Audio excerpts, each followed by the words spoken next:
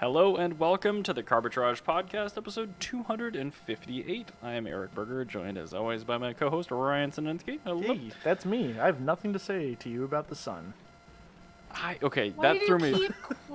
threw me for a loop. That was the first words he said to me today when he came in, and I'm just like... Can I explain No, it? nope. There's going to be one person that watches Bluey, maybe, that will understand that. I'm just going to reference. explain it. Nope. Anyway, moving on, pushing on. So Patreon. beer, I'm drinking I have nothing. Budweiser. It's still not great. Patreon.com/Carbitrage. By the time you hear this episode, we will have probably added a different base $1 level, a base. $1 start instead of $1.50, which is a 50% off. 33% off. 50 plus Oh, you're right. 50. Right, I was going the other way around. It would be Yeah. adding 50% if we went from 1 to 150. Fine. 33% off. A substantial and juicy discount if you Yes. want to help buy us a beer. 33%.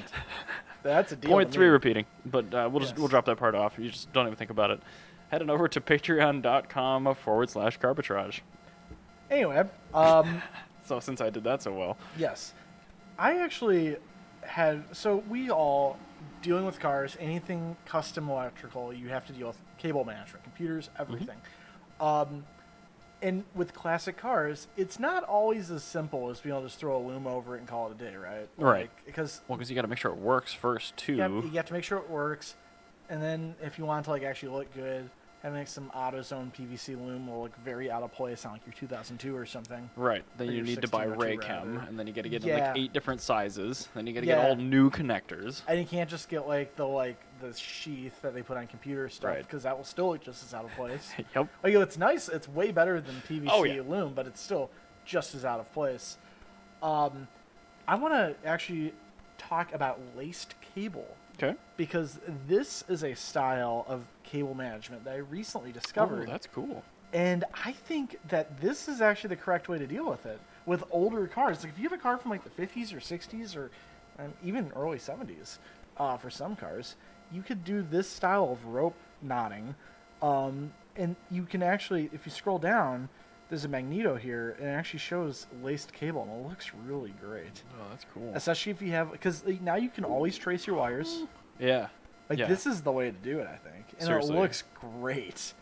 I'm surprised that, okay, so the diagram at the top of this was kind of an animation without movement, and it looked like they were using a wire, like a coated Nope, wire it's to just- wrap it. But this is just like string? It's literally just a piece of string. And so what you do is you tie a knot around you do a single layer knot, and then you run the short end of the cable, that way, and then you just run the longer end this way, and then you go down 4 or 5 inches, Yeah. do another double knot, and then run the wire down or the not the cable, but the string down a little bit further.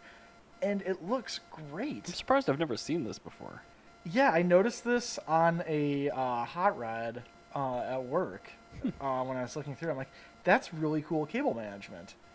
And then I was looking through it, and I'm like, this is a whole thing. It's just a whole lost art. It's this is how on classic hot rods they would do cable management on the back end of dashboards and stuff. Yeah. And it's brilliant because now instead of a sheath, you can see every cable too. Yeah. I think that's very underrated. And It's you the can fact- follow through the splits. For me, Exactly. that's just I don't know if this red wire is the same one that split off there. Yeah, no, you can actually see the whole thing, and it's you're gonna be able to when you do your own custom cable management. I know that we all say, "Oh, use similar wire and everything," but listen, we're all humans. We use the cable that we find. Even if you don't, the 1600 harness is a beautiful example. Yeah.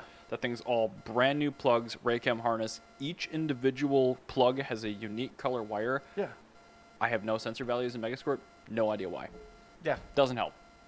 Not even a little. This would be able to, point me in the right direction. Because at least Yeah. I could go to the back of the pin, find it, exactly, and it looks correct it. looks so good. And It does, especially with this cloth-coated wire.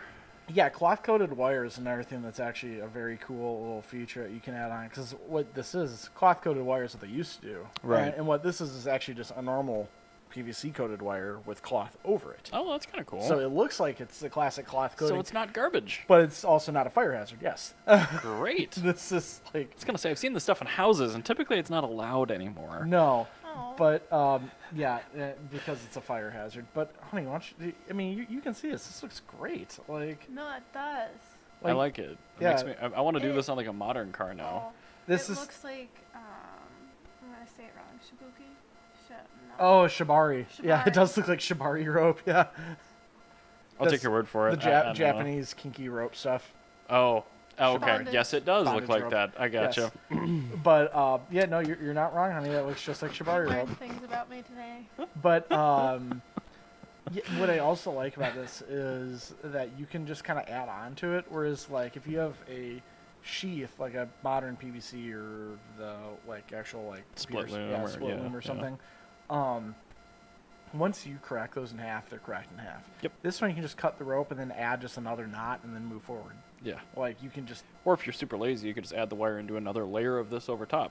exactly. Like it does not impact the look at all. So I'm very into this. I was am going to be adding some It's gonna say aftermarket gauges to the Buick, so I'm Buick. very excited to be doing this underneath the dashboard of the Buick. Are you gonna buy the cloth wrapped PVC wiring for it?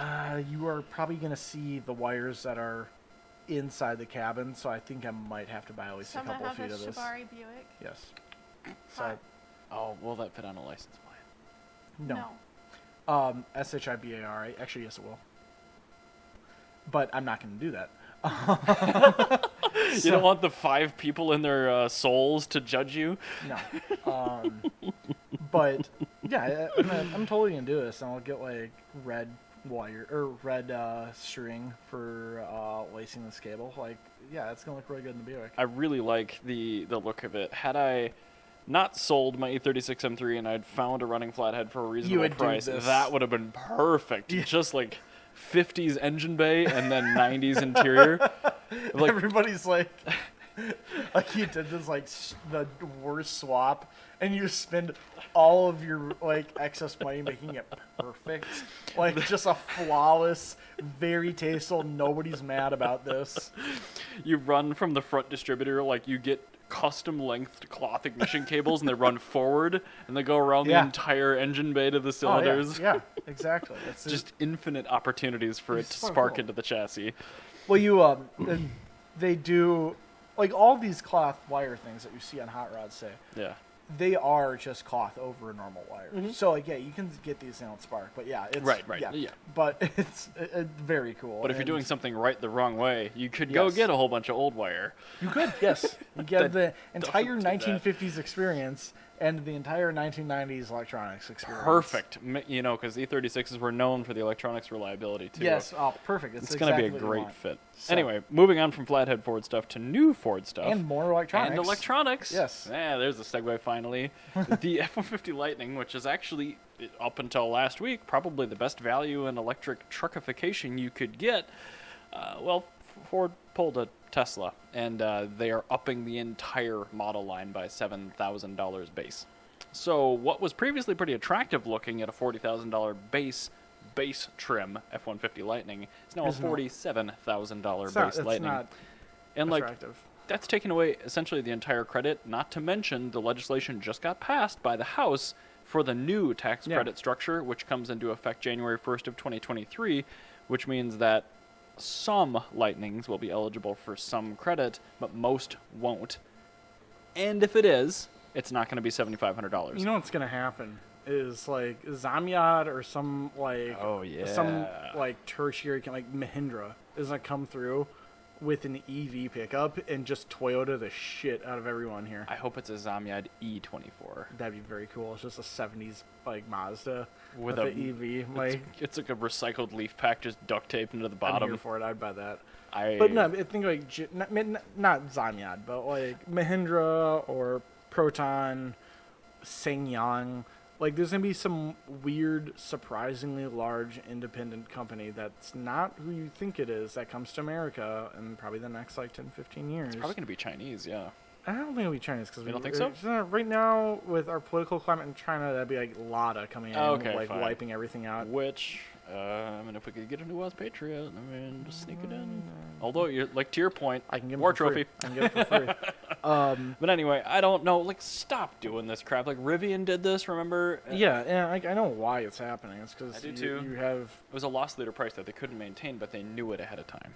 Yeah, not only Do you that, think like, they saw Tesla do this and go, we can do it too? no, I think the Maybe a other larger factor, issue is that semiconductors are getting more expensive. Yeah. And Everything is, frankly. Nancy Pelosi's not helping anything at all right now.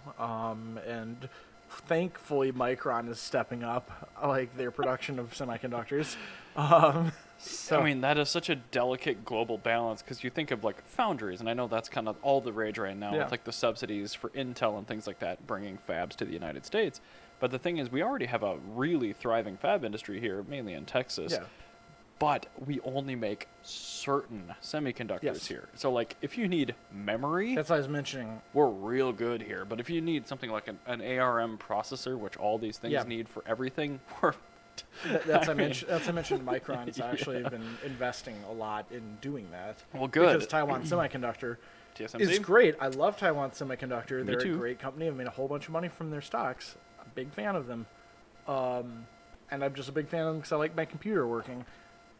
They're They're on the forefront of process nodes, so yeah, and you know what they also are? running out of Not- water. Not really an actual country. Taiwan. Yeah, I mean Correct. they are an actual country, but politically, what the hell are they? You get one politician to actually say what Taiwan is, I'll buy you a pony, because Oh, whoa, what kind of pony? An organic one, or a pony of my choosing. mechanical I pony? might have to give you a toy pony if you actually call me on this bluff.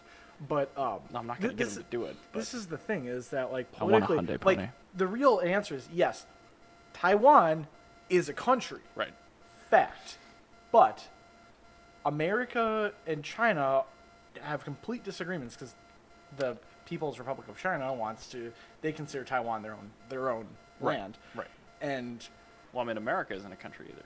For the record. but I mean politically between No. in this situation here. I'm being um, pedantic. Yeah, no, in this situation here there's a real like geopolitical problem here because if China decides, you know what, we're going to invade Taiwan, it's not really Ukraine of the East. It's not going to be good for the global tech market either. Not only that, it's not Ukraine of the East. You can't, because everybody knows that Ukraine's a real country. Right.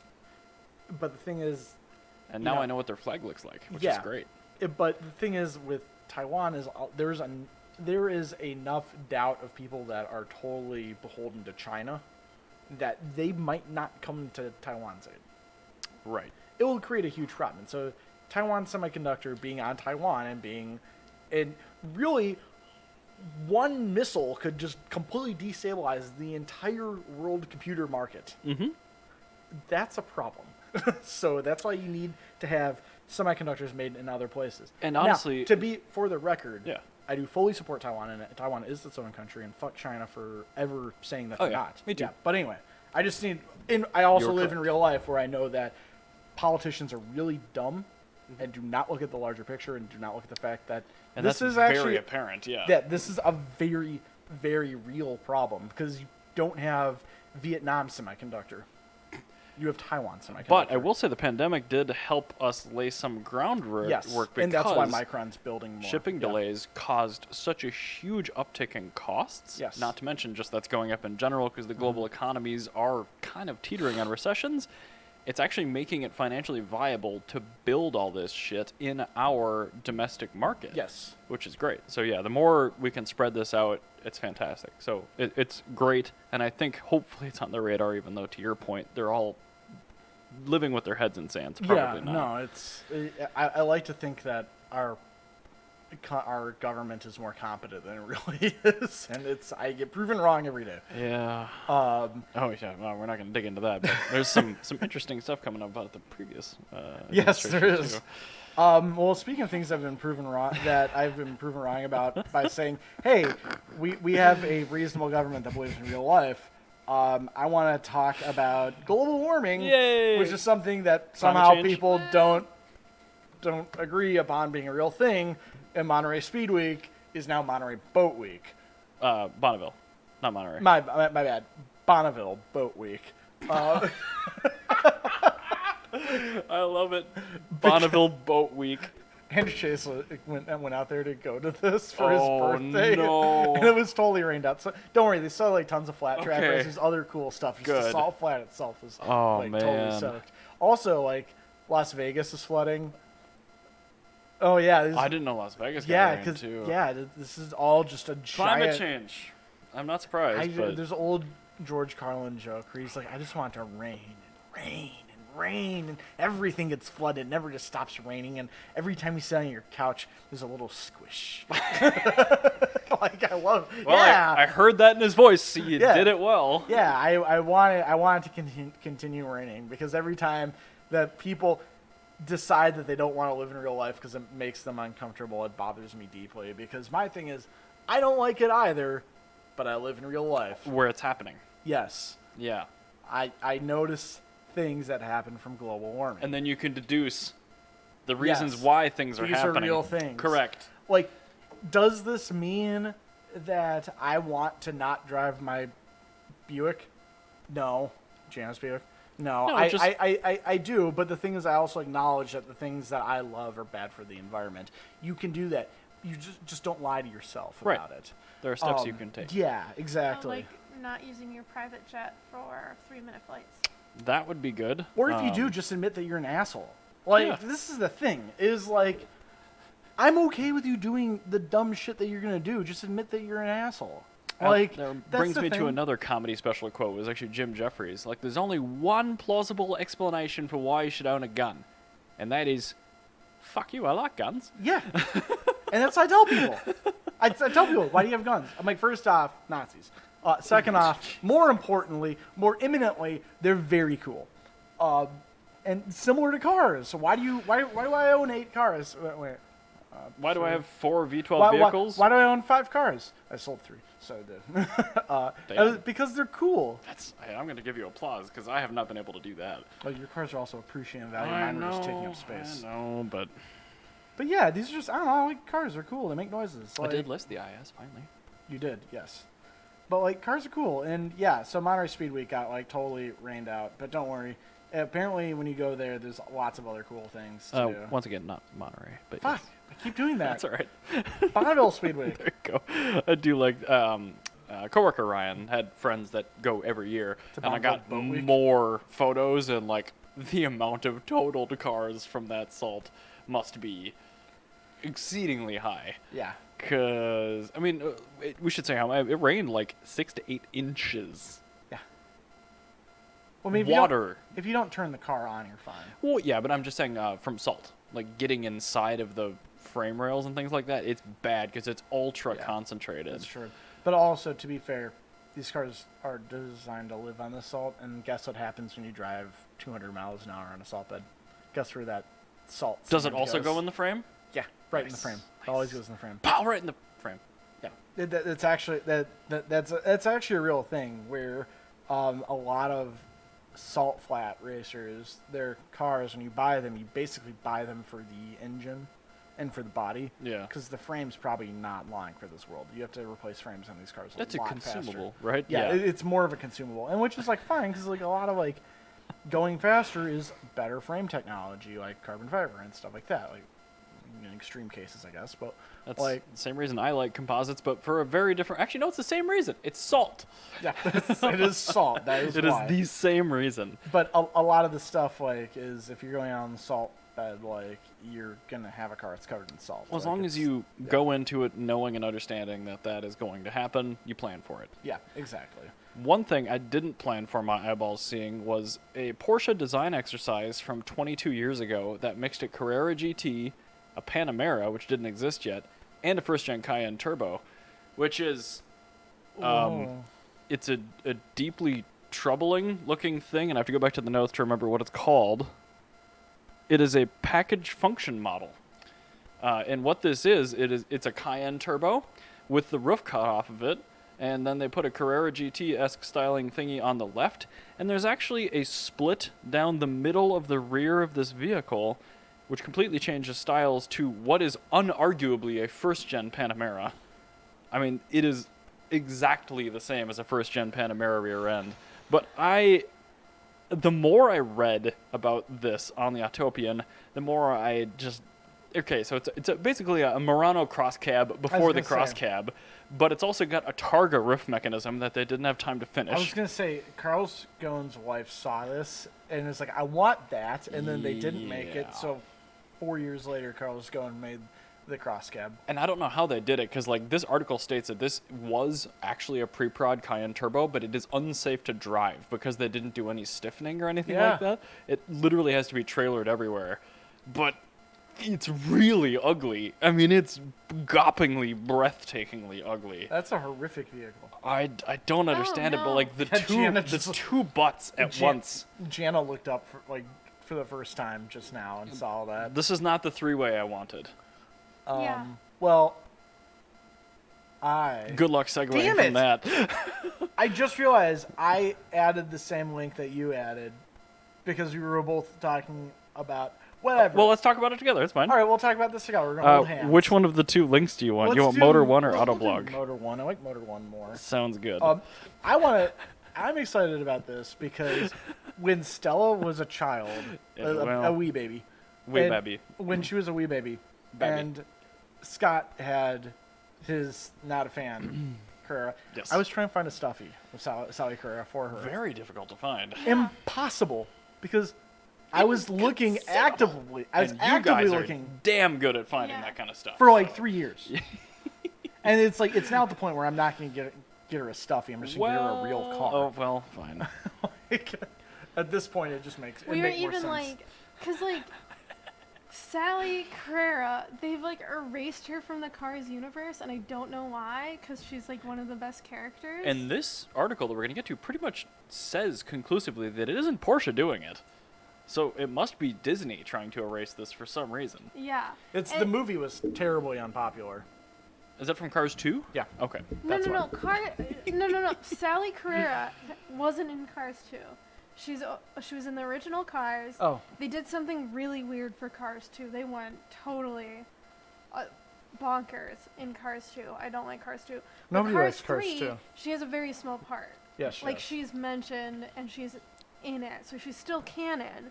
But Who's her I've- voice actress? Is she I someone that's don't been know. canceled? Oh, it might be Ellen DeGeneres. Oh, that would I make sense. think I've never seen Cars, but Oh, that no, sounds right. I think I'm that gonna is- move. But I've been to Disney World multiple times, and I've looked not only like around. Bonnie Hunt. Oh, Oh, no. okay.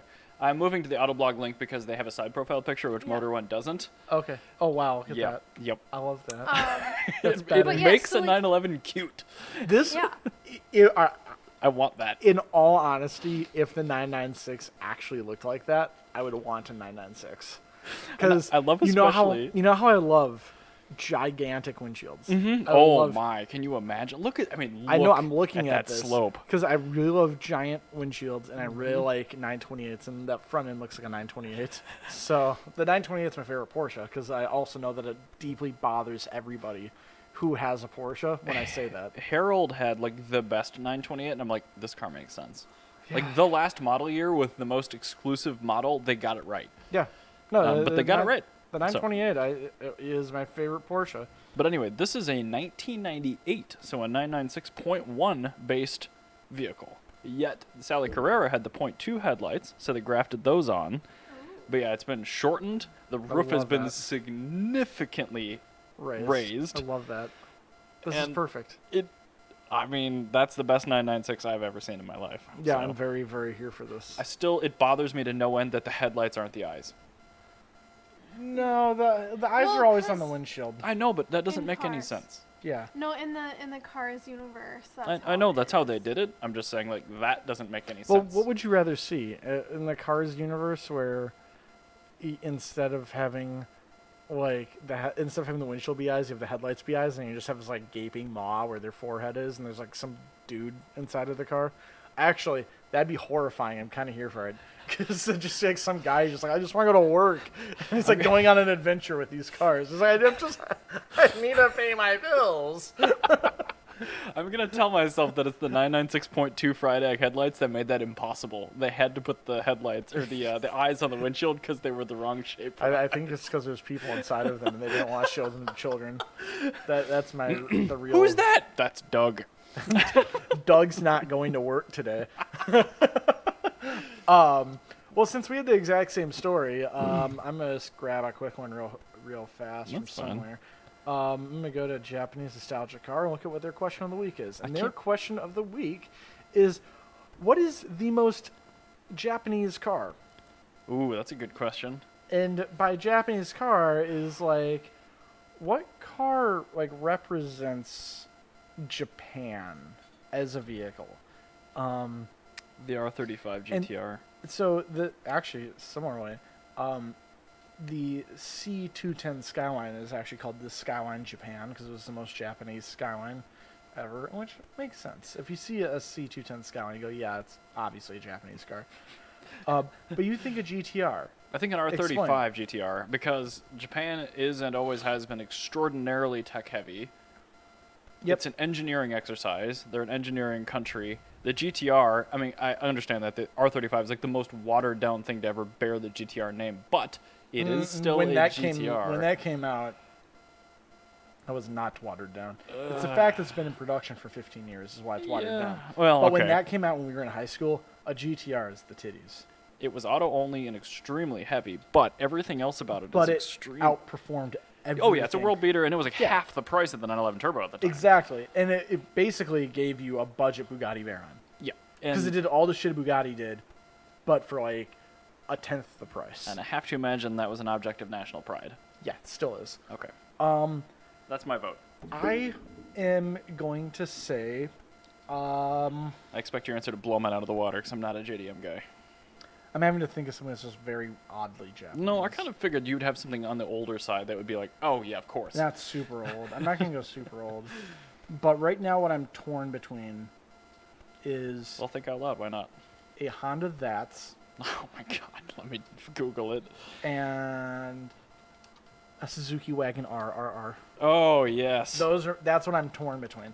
Now, why I'm going to say the Honda That's is because, and not something that's particularly great, is because when people think of Japan, they always think of the best that Japan has to offer. No, they're thinking about it all wrong. Yeah, they're thinking about everything in Japan, samurais, in like Honda F1 cars, in anime. Oh, my And relative waifus. had a Japanese car. Yeah, that's what everybody's thinking of. However, when I think of Japan, I think of like Japan as itself, like just a very boring country actually. All right, so there is That's a Honda That's. that's and there's a wagon RRR. Now, this is why I'm torn. Oh my god. I actually really want a Wagon RRR, and that I know is weighing on this, and that's why I'm saying a Honda That's is Only actually 2 up there. years.